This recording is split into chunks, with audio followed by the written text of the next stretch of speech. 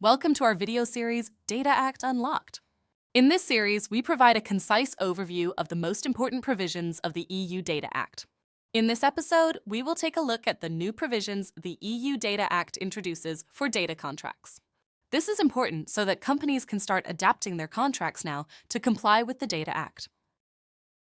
The EU Data Act establishes the principles of a new data contract law. Until now, data holders have had actual control over IoT data generated through the use of IoT devices. As a result, they were able to use the data in any way they wanted. The EU Data Act will change that. The previous contractual practice will be abandoned, and the power of disposal over IoT data will be assigned to the user who purchases an IoT device.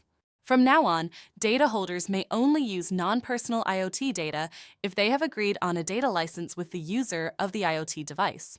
In addition, the user can claim from the data holder to share IoT data with a third party. In this case, the data holder must conclude another data sharing agreement with a third party.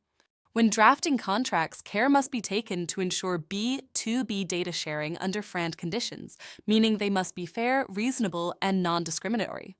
In the future, trade secrets protection measures shall also be agreed upon in data contracts. Finally, the EU Data Act introduces new rules on general terms and conditions between companies.